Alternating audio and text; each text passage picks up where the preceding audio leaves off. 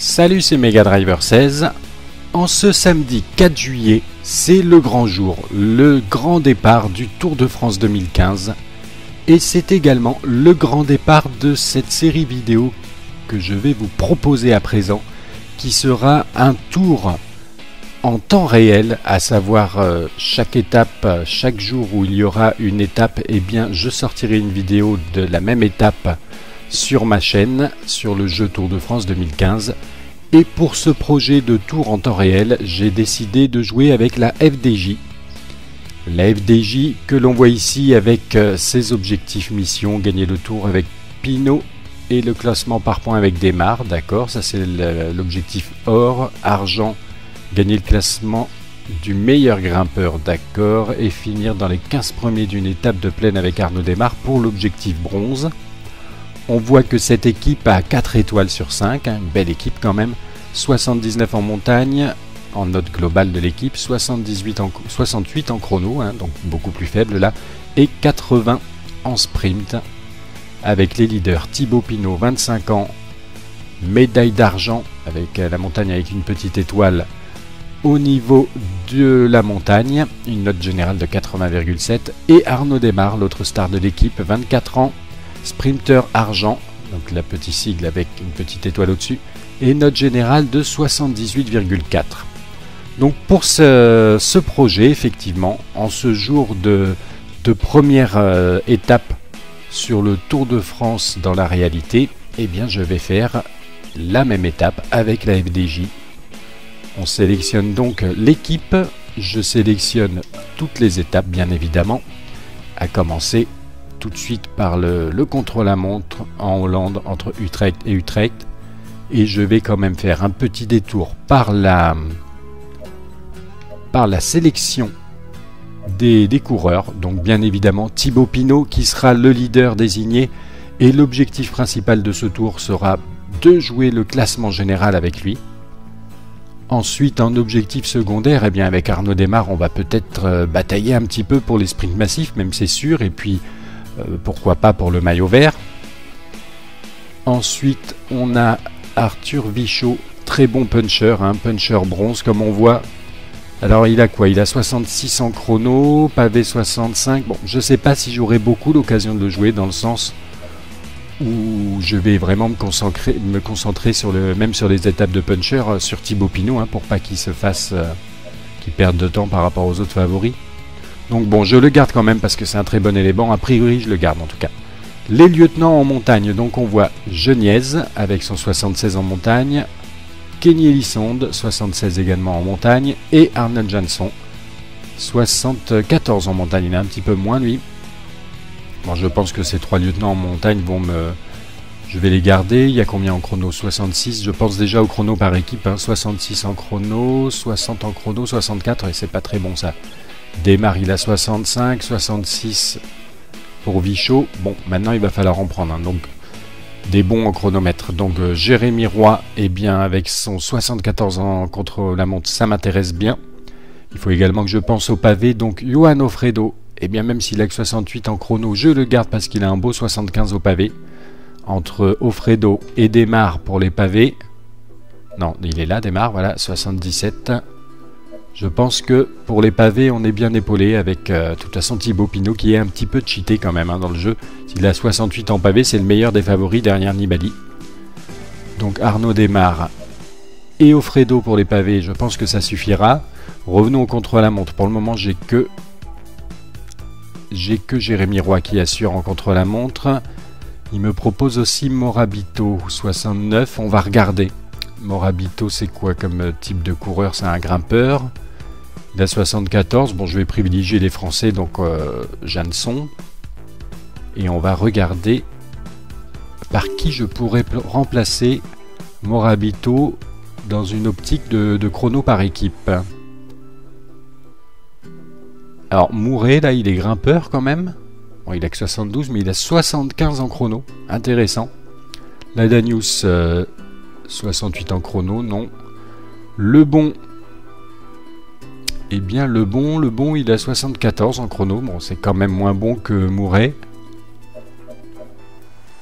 William Bonnet. C'est vrai que j'ai pas pris de poisson pilote hein, pour l'esprit d'Arnaud Desmar, mais je pense qu'il va essayer de se caler dans d'autres trains déjà existants. Alors on continue, ok. Anthony Roux, j'aime beaucoup hein, comme coureur.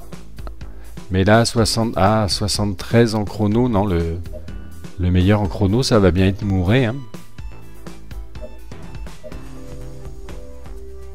Le bon 74, intéressant quand même.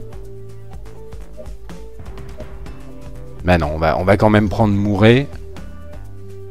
En espérant que son endurance et sa résistance lui permettent quand même d'assurer. Mais bon, le 75 en chrono m'intéresse bien.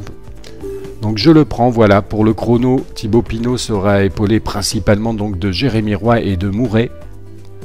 Pour le chrono par équipe.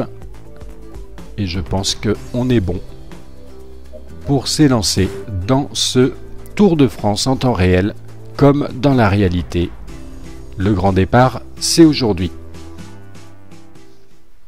Et donc sur ce chrono du samedi 4 juillet de 13 km dans Utrecht, on voit que Mouret est à un état de forme plutôt bas. Bon, de toute façon, je ne comptais pas le sélectionner. Celui que je comptais prendre, c'est quand même Thibaut Pinot. Avec son 71 en chrono, on va essayer de réussir l'objectif qui nous est donné, là, de terminer en moins de 16,50. En plus, il a donc un état de forme honnête, hein, plus qu'honnête même. Plutôt bon, pas excellent mais plutôt bon, au-delà de la normale. Et donc c'est avec lui qu'on va s'élancer tout de suite pour ce grand départ de ce Tour 2015. On accueille maintenant le dernier coureur au départ de ce contre-la-montre individuel. Il va tout faire pour réaliser le meilleur temps. Allez, on l'encourage. C'est marrant comment il fait un petit rétro-pédalage là juste avant de s'élancer. J'avais jamais remarqué.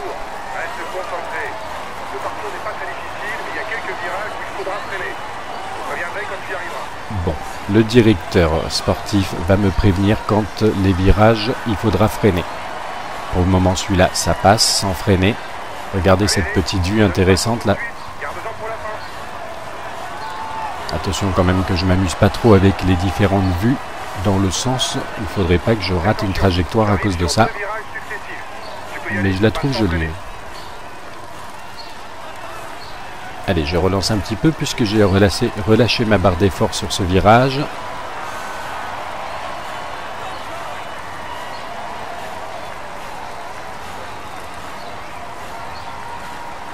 On va assez rapidement savoir au niveau du temps intermédiaire comment on se situe par rapport à notre objectif. Après le virage, c'est un faux plat descendant. Essaye de relancer l'allure. Bon, ben on va essayer, mais j'ai quand même ma barre bleue qui est pile poil au niveau du curseur, donc j'ai un petit peu peur de relancer. De toute façon, le faux plat, là, je ne l'ai pas trop ressenti.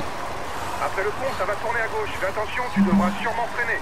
Ah, on est à 1 seconde en retard par rapport à notre objectif, c'est dommage. Tu gères plutôt bien ton effort.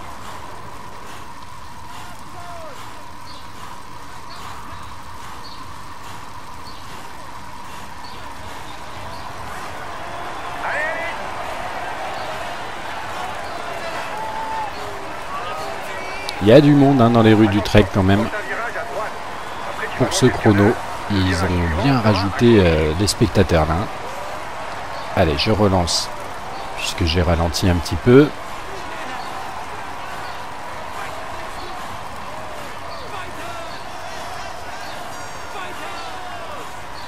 Je m'amuse un peu avec la vue. Je vois que ma barre bleue est honnête. On va peut-être pouvoir relancer s'il y a un virage un peu sévère là.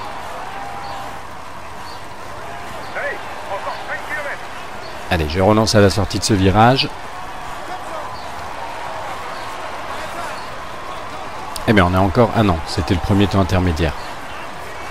On doit faire quoi? 12,05. Ça va être dur, on va être encore en retard de 3 secondes là.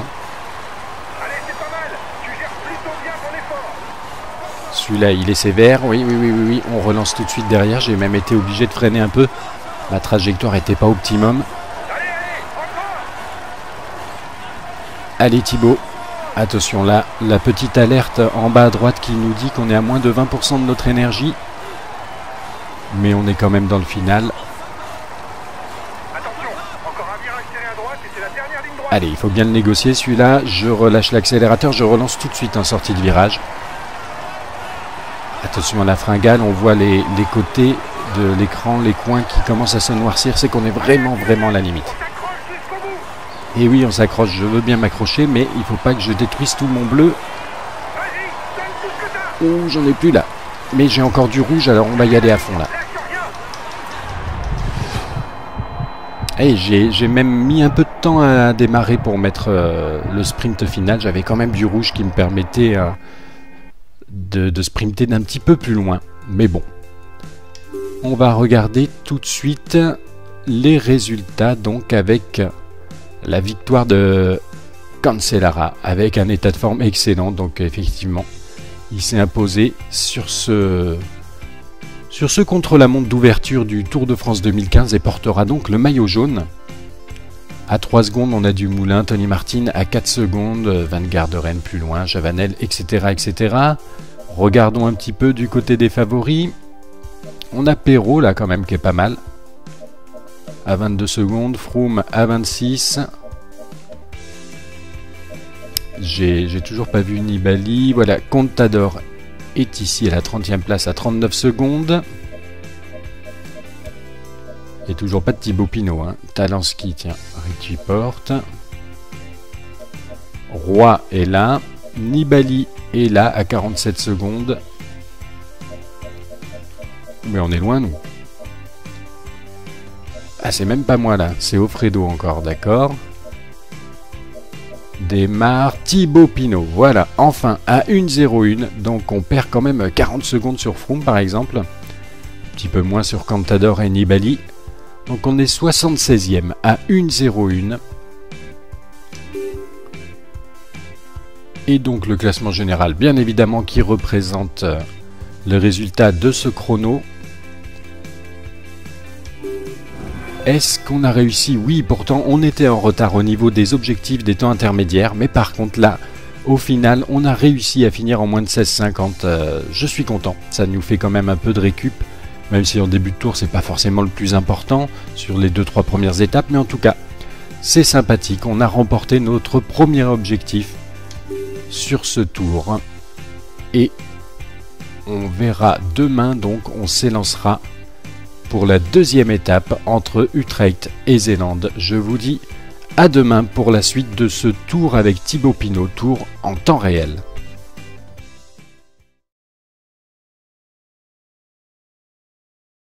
L'objectif qui nous est donné là de terminer en moins de 16,50. En plus, il a donc un état de forme honnête, hein, plus qu'honnête même, plutôt bon, pas excellent mais plutôt bon, au-delà de la normale.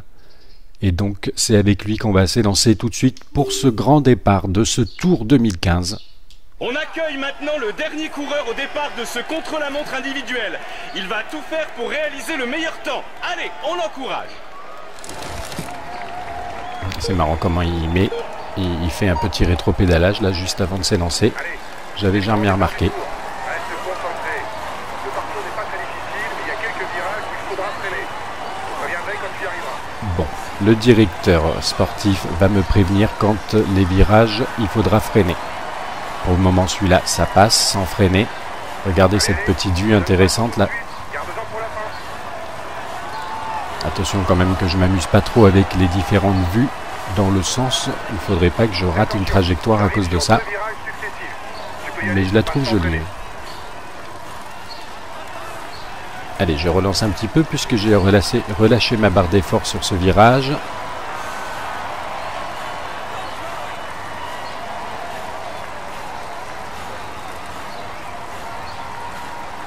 On va assez rapidement savoir au niveau du temps intermédiaire comment on se situe par rapport à notre objectif. Après le virage, c'est un faux plat descendant. Essaye de relancer l'allure. Bon, ben on va essayer, mais j'ai quand même ma barre bleue qui est pile poil au niveau du curseur, donc j'ai un petit peu peur de relancer. De toute façon, le faux plat, là, je ne l'ai pas trop ressenti. Après le pont, ça va tourner à gauche. Fais attention, tu devras sûrement freiner. Ah, on est à 1 seconde en retard par rapport à notre objectif, c'est dommage. Gère plutôt bien ton effort.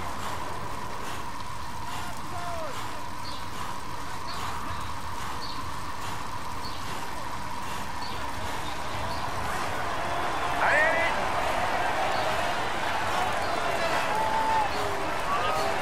Il y a du monde hein, dans les rues d'Utrecht quand même. Pour ce chrono, ils ont bien rajouté les spectateurs là. Allez, je relance, puisque j'ai ralenti un petit peu.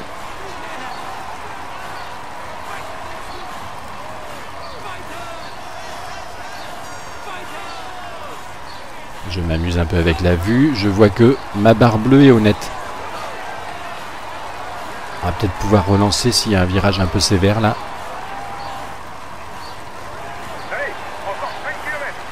Allez, je relance à la sortie de ce virage. Eh bien, on a encore... Ah non, c'était le premier temps intermédiaire. On doit faire quoi? 12,05. Ça va être dur, on va être encore en retard de 3 secondes là. Celui-là, il est sévère. Oui. On relance tout de suite derrière. J'ai même été obligé de freiner un peu. Ma trajectoire n'était pas optimum. Allez Thibaut.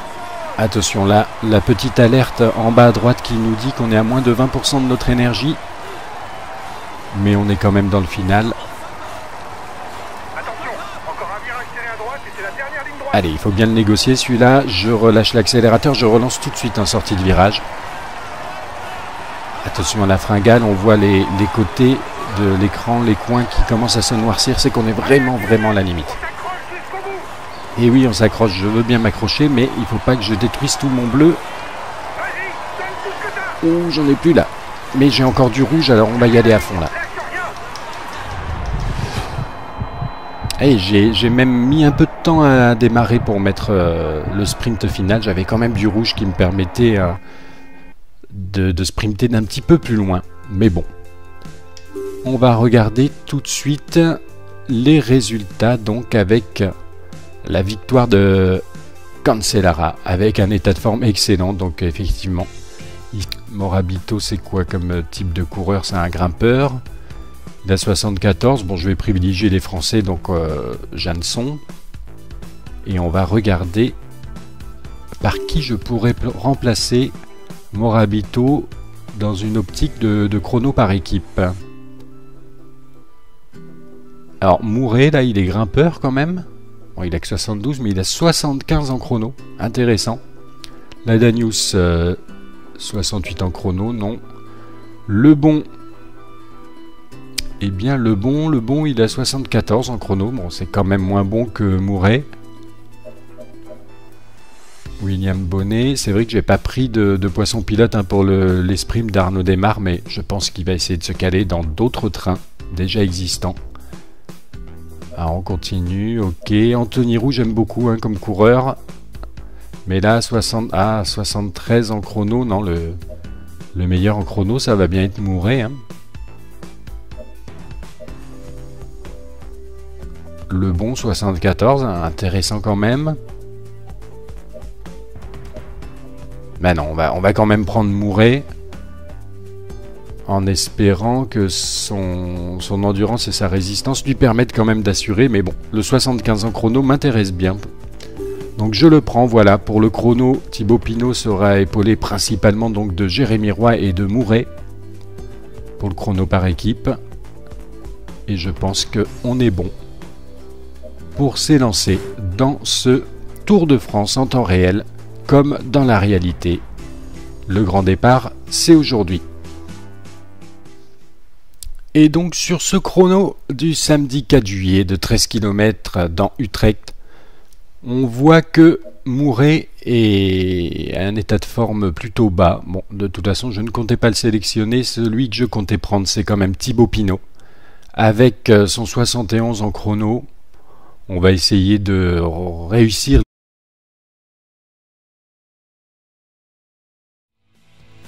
Salut, c'est Mega Driver 16.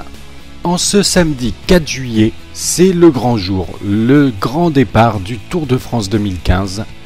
Et c'est également le grand départ de cette série vidéo que je vais vous proposer à présent, qui sera un tour en temps réel, à savoir chaque étape, chaque jour où il y aura une étape, eh bien je sortirai une vidéo de la même étape sur ma chaîne, sur le jeu Tour de France 2015. Et pour ce projet de tour en temps réel, j'ai décidé de jouer avec la FDJ. La FDJ que l'on voit ici avec ses objectifs mission, gagner le tour avec Pinot et le classement par points avec Desmar, d'accord, ça c'est l'objectif or, argent, gagner le classement du meilleur grimpeur, d'accord, et finir dans les 15 premiers d'une étape de plaine avec Arnaud Desmar pour l'objectif bronze.